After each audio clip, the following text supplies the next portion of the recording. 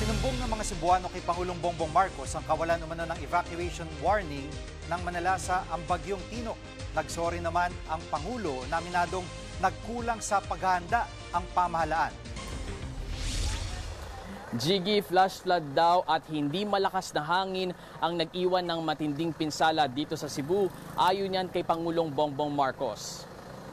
Unang binisita ni PBBM ang Tiltilon Elementary School dito sa Liloan. Isa ito sa mga lugar na nakaranas ng matinding pagbaha. 39 ang namatay dito sa Liloan. Sa paaralan muna pansamantalang tumutuloy ang nasa 126 na pamilya o higit 500 individual. Namahagi rin ang Pangulo ng family food packs, health kits, hygiene kits at sleeping kits mula sa DSWD. Nadiskubre rin ng Pangulo na 23 silid-aralan sa Tiltilon Elementary School ang tuluyang nasira ng baha. Personal ding kinumusta ni Pangulong Marcos ang mga residente sa Barangay Kotkot sa Liloan. Nagsumbong ang mga residente sa naranasan nilang matinding pagbaha. Pakinggan natin ito. Lampas bahay, bigla sa president. Bigla din nawala. Sumalakas yung Matagal na wala. matutubig kayo. Walang mayente, walang tubig. Parating lahat na. Pero unang-una, mabuhayin muna namin kayo. Pagkain at saka tubig.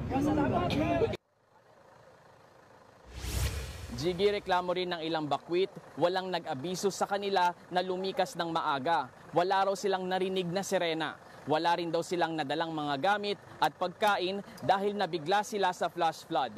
Jiggy. At bukod sa Liloan, saan pa bumisita si Pangulong Marcos?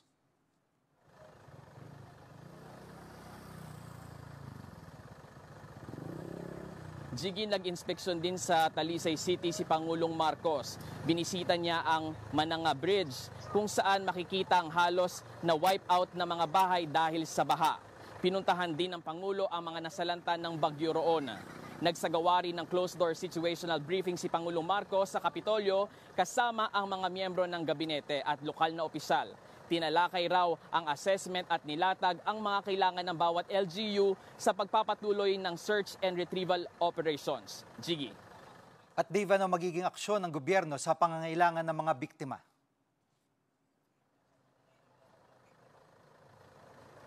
Jiggy, matapos ang briefing, sinabi ni Pangulong Marcos na i-relocate ang mga residenteng nakatira sa no-build zone. Magtatayo rin daw ng temporary shelter para sa mga residenteng labis na naapektuhan ng bagyo. Sa ngayon, tuloy raw ang pamamahagi ng tulong sa mga biktima ng bagyo. Makakatanggap daw ang mga residente na nawalan ng tirahan ng 5,000 pesos kung partially damaged ang kanilang bahay at 10,000 pesos naman kung totally damaged ito. Nakiramay rin ang Pangulo sa mga nawalan ng mahal sa buhay. Nagsorry ang Pangulo sa mga binagyong Cebuano. Pakinggan natin ang kanyang pahayag. We are very, very sorry. Hindi ko, siyempre lahat kami nalulungkot dahil napakataas ng ating casualty figures. Ang pinaghahandaan ng mga LGU officials was a storm surge, yung papasok galing sa dagat. Pero ang talagang nangyari, flash flood. Hindi natin napaghandaan. We will be here. We are not leaving hanggat maayos na ang inyong mga buhay. Jiggy, base sa tala ng Office of the Civil Defense, umabot na sa 188 ang namatay sa pananalasa ng Bagyong Tino sa Visayas at Mindanao.